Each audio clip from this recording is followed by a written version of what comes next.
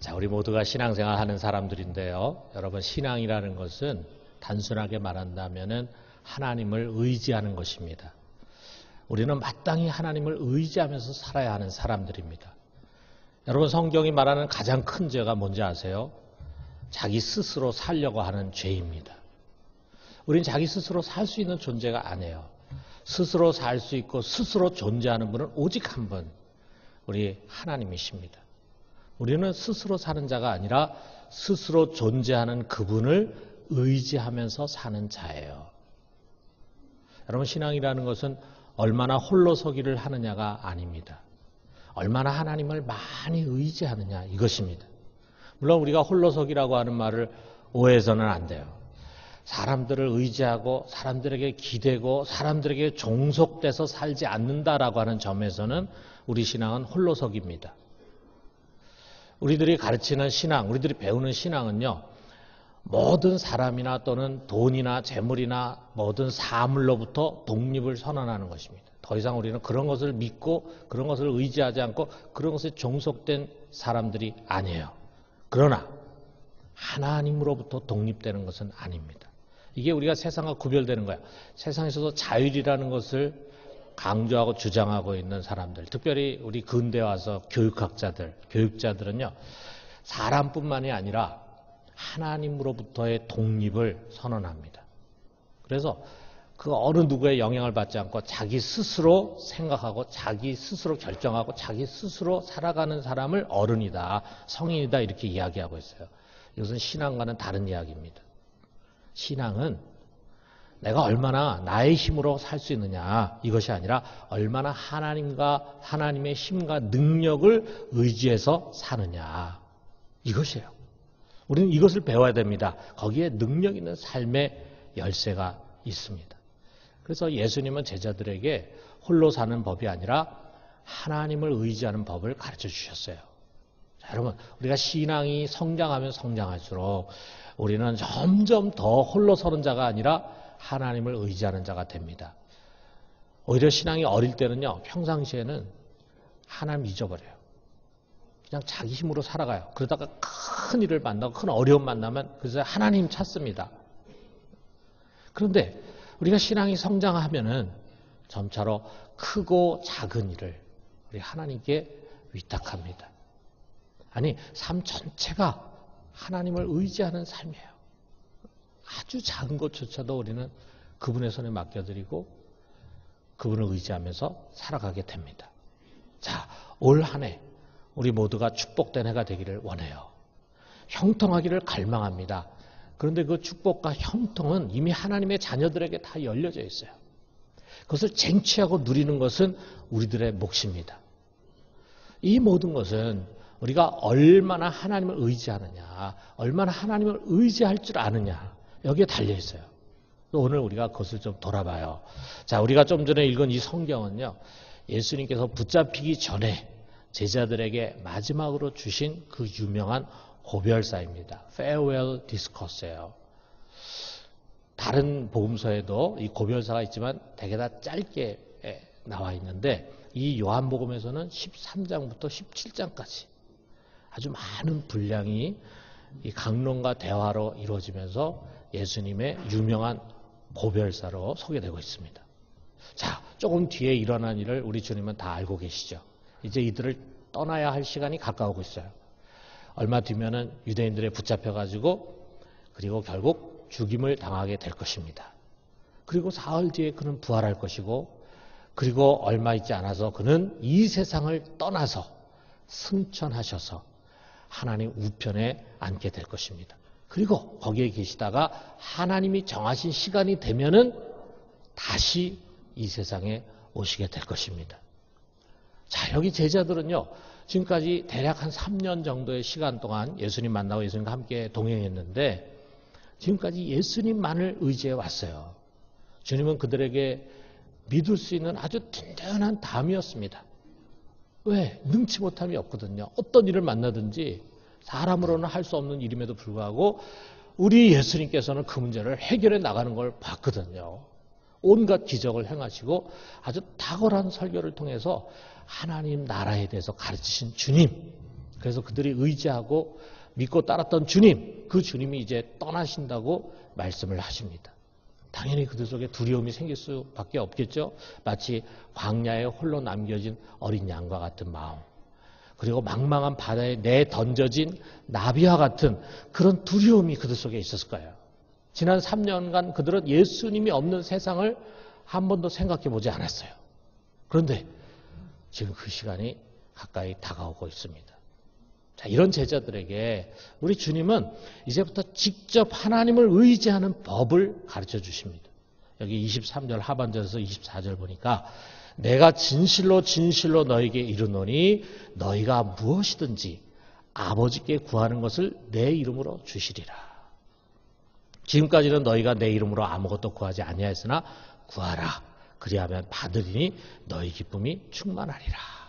무엇입니까? 하나님 아버지께 나가서 기도해라. 기도. 지금까지 그들은 기도하지 않았어요. 기도할 줄 몰랐어요. 어떻게 보면 기도의 필요성을 못 느꼈을지 모릅니다. 왜냐하면 예수님이 그들의 방패막이가 되시거든요. 어떤 문제든지 우리 주님께서 다 알아서 해결해 주시잖아요. 그러니까 우리가 너무 능력 있는 사람, 뭐든지 다 잘하는 사람 옆에 있으면 사람이 무능해져요. 그 사람이 다 알아서 해주니까. 그 사람을 의지하게 되니까 그렇게 된다고요. 자, 주님, 우리가 죽게 된 것을 돌아보지 않습니까? 하고 외치니까 우리 주님께서 벌떡 일어나가지고 그들을 향해서 산더미같이 밀려오는 파도를 향해서 바람을 향해서 명령하니까 갑자기 온 바다가 잔잔해지는 거예요. 우리가 이 많은 사람들을 어떻게 먹일 수 있습니까? 하니까 주님께서 물고기 2마리, 보리떡 5개 가지고 5,000명을 먹이는 기적을 행하시는 거예요. 자, 뭐 이런 능력 있는 주님 곁에 있으니까 그들이 굳이 따로 하나님께 기도하고 또 구하고 하려고 하지 않았겠죠. 또 기도할 줄도 몰랐습니다. 이런 제자들에게 이제 예수님은 아주 소중한 무기를 주십니다. 자신의 이름을 주시는 거예요. 그러면서 내 이름으로 아버지께 구해라. 이것입니다. 그러면 아버지께서 내 이름으로 주실 것이다. 다른 무엇 때문이 아니라 너희들이 기도를 잘해서 너희 기도가 유창해서 너희들이 굉장히 영성이 많은 사람이라서 그런 것이 아니라 내 이름으로 너희가 구하기 때문에 하나님도 내 이름으로 반드시 응답을 해 주실 것이다. 이렇게 말씀하시는 거예요. 그러면서 또 이런 말씀을 주십니다. 26절에서 27절에 보니까 그날에 너희가 내 이름으로 구할 것이요 내가 너희를 위하여 아버지께 구하겠다 하는 말이 아니니 이는 너희가 나를 사랑하고 또 내가 하나님께로부터 온 줄 믿었으므로 아버지께서 친히 너희를 사랑하심이라. 이제부터는 내가 너희를 대신해서 구하는 거 안 하겠다. 지금까지 내가 그렇게 했는데 이제는 더 아니다. 이제 너희가 친히 내 이름으로 아버지께 구해라.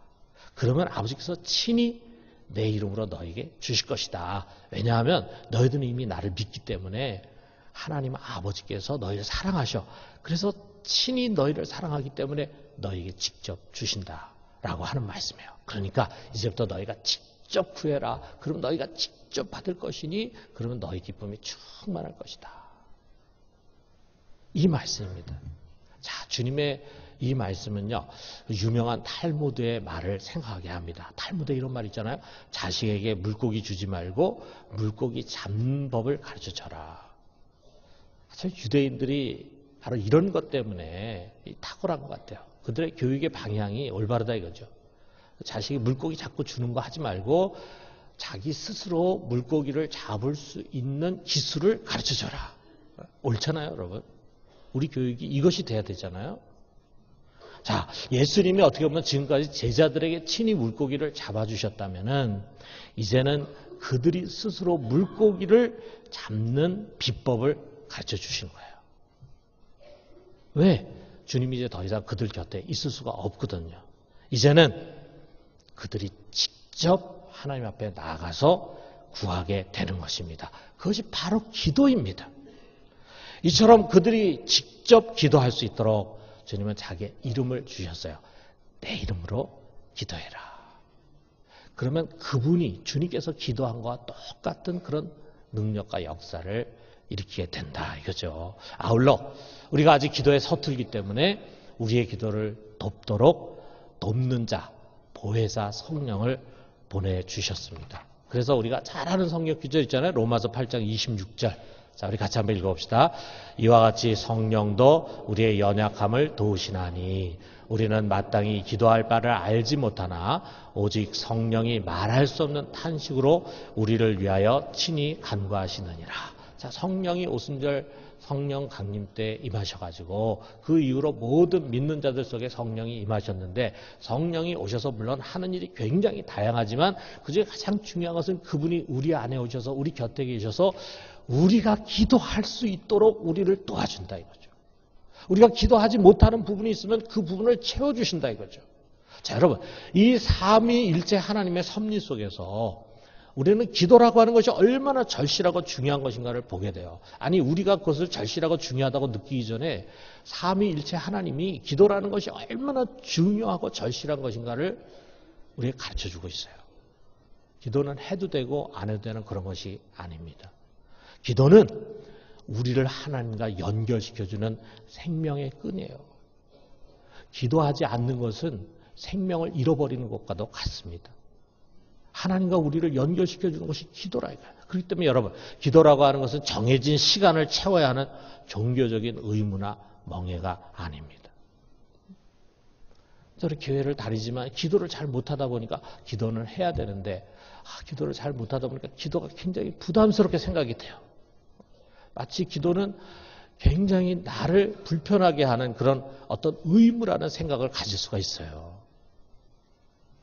여러분, 우리 생각을 전환합시다. 기도는 그런 종교적인 의무나 멍해가 아니라 우리 주님께서 우리에게 주신 특권입니다. 특권. 아무나 기도할 수 있는 것이 아니에요. 아무에게나 그 이름을 주신 것이 아니에요. 우리 믿는 사람들에게만, 그분의 제자된 자들에게만 그의 이름을 주셔서 기도하시게 해주셨어요. 그래서 우리에게 주신 최고의 무기입니다. 그리고 최고의 달란트입니다. 여러분, 달란트 비유를 한번 생각해 봐요. 예수님께서 그 달란트 비유에서 그렇게 말씀하셨잖아요. 주인이 있는데 그 주인이 이제 먼 나라에 가게 됐어요. 갔다 오려면 시간이 많이 걸려. 그러니까 종들에게 달란트를 맡기셨습니다. 그런 것처럼 우리 주님께서도 이제 떠나는 그런 자리에서 제자들에게 달란트를 주시는 거예요. 주님께서 우리에게 주신 달란트가 여러 가지가 있지만 그중에 가장 귀한 것이 뭐냐? 그것은 바로 예수의 이름으로 드리는 기도입니다. 자, 우리 달란트 비유에서 보면은 어떤 종은 받은 달란트를 가지고 바로 나가서 장사를 해요. 부지런히 장사를 해가지고 2배로 남깁니다. 5달란트, 2달란트 받은 종이 그렇게 했죠. 그런 것처럼 어떤 사람은 예수의 이름을 받아가지고 이 기도를 적극적으로 자기 삶에 활용해. 그래서 하늘의 문을 두드립니다. 그래서 하늘의 능력을 맛보고 아주 풍성한 삶을 살아가요. 기도로 자기 앞에 있는 장애물들을 하나하나 치워갑니다. 그러면서 형통한 길을 만들어가요.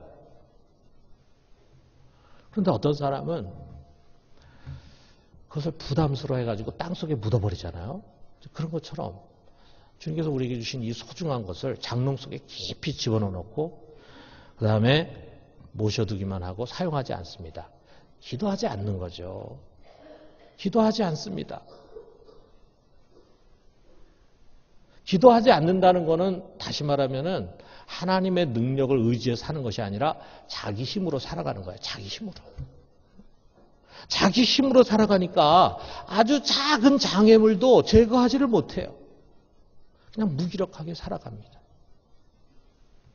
여러분, 주님께서 우리 모두에게 이 소중한 달란트를 주셨어요. 아무에게나 주는 거 아닙니다. 가치 없는 거 아닙니다.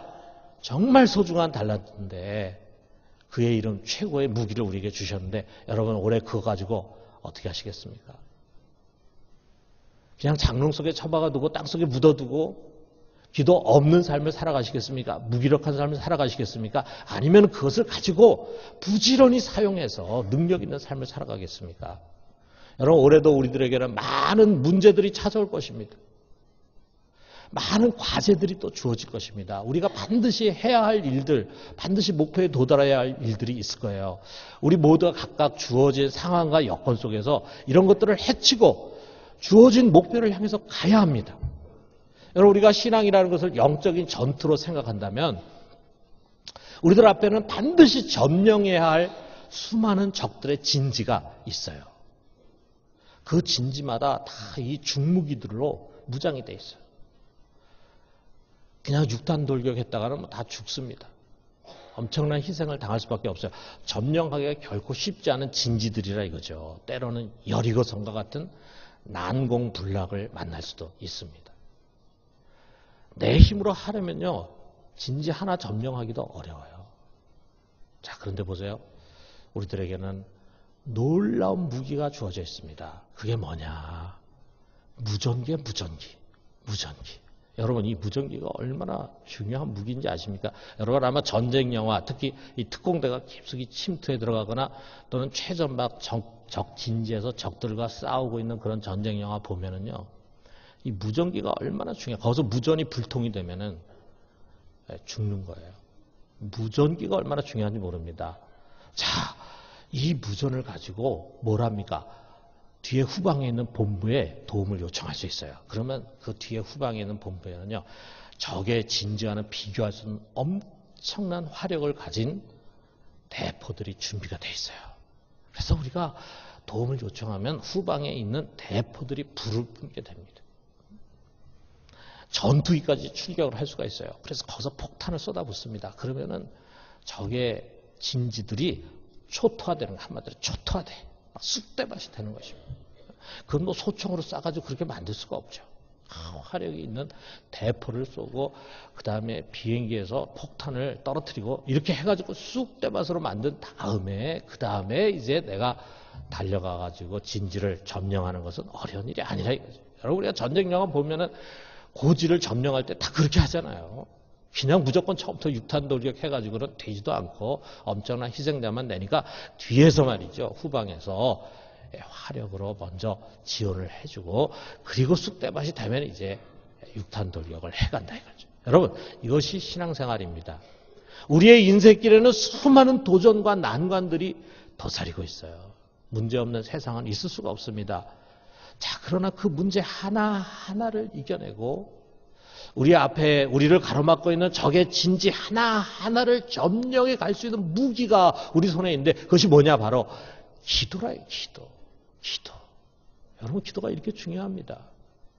기도할 때 비로소 하나님 아버지가 일을 하십니다. 그의 무한한 능력으로 우리 앞에 놓여져 있는 진지를 부서뜨려 부리는 거예요. 쑥대밭으로 만드는 거예요. 그래서 우리가 편안하게 그 길을 갈 수 있도록 도와주시는 거예요. 그래서 우리가 할 수 있는 일이 아닙니다. 그래서 하나님이 하셔야 합니다. 그러니까 기도하지 않고 살아가는 사람은요, 마치 적의 진지를 자기 소총 하나 들고 가가지고 점령하겠다고 하는 것과 똑같아요. 어떻게 할 수 있겠습니까? 여러분, 기도는 이처럼 중요한 것입니다. 그렇기 때문에 예수님이 기도에 대해서 수많은 가르침을 주셨어요. 여러분, 예수님 우리가 복음서를 보면은 예수님이 많은 가르침이 있는데 그것을 우리가 이렇게 종류별로 소트를 해가지고 나눠보면은요, 아마 기도에 대한 가르침이 가장 많을 거예요. 주님이 기도에 대해서 가르치는 건 대충 이런 거예요. 절대로 포기하지 말고 내 이름으로 구해라. 무엇이든지 의심하지 말고 믿음으로 구해라. 한두 번 찾다가 낭망해서 주저앉지 말고 인내를 가지고 찾아라. 그래도 응답이 없다고 해도 너희는 절대 돌아서지 말고 포기하지 말고 더 강청하면서 두드려라. 이거예요. 구해라. 찾아라. 두드려라. 그러면은 너희를 사랑하는 아버지가 마침내 가장 좋은 것을 내 이름으로 주실 것이다. 여러분, 이거 믿으십니까? 그럼 여러분, 우리 기도의 자리로 나아갑시다. 기도의 자리로 나가요. 근데 이 설교를 들으면서 우리 중에는 목사님 기도 많이 해봤는데 소용없습니다. 이렇게 생각하는 분이 있을지 모르겠어요. 그런 분들에게 권하고 싶습니다. 다시 한 번 더 기도의 자리로 나아가십시오. 저에게도 그런 때가 참 많았어요. 뭐 기도해봐야 소용도 없는데, 뭐 기도해봐야 어제나 오늘이나 다 똑같은데 해결될 것 같지도 않은데 낙심이 돼. 그런데 그때 말이죠, 한 번 더 믿음으로 두드리는 게 중요하더라고요. 한 번 더. 주님은 여러분이 한 번 더 두드리기를 기다리고 있습니다. 여러분, 홍해가 갈라졌다는 사실을 우리 잊어서는 안 됩니다. 그 단단한 반석을 치니까 거기서 물이 쏟아져 나왔어요. 사막에 강이 흐르게 됐잖아요. 난공불락인 여리고성이 한순간에 무너졌잖아요. 누가 그것이 무너지리라고 생각했겠습니까? 해가 중천에 꼼짝하지 않고 머물러 서가지고 여호수아가 승리하게 됐잖아요. 그 어린 다윗 앞에 그 거구의 골리앗이 쓰러지지 않았습니까? 거센 폭풍이 잠잠해졌습니다. 소경이 눈을 뜨고 안진뱅이가 일어나고 죽은 자가 살아났습니다. 여러분, 이것은 신화도 아니고 소설도 아니고 이것은 사실입니다. 팩트입니다. 우리는 이것이 사실임을 믿습니다. 여러분 믿으십니까? 이 일을, 이 엄청난 일을 행하신 주님이 그가 그 일을 행하면서 사용하셨던 그의 이름을 우리들에게 주셨어요. 너는 이제부터 이 이름으로 무엇이든지 구해라. 그러면 아버지께서 이 이름으로 주실 것이다. 이 소중한 것을 우리가 받았는데 왜 우리가 이것을 사용하지 않습니까?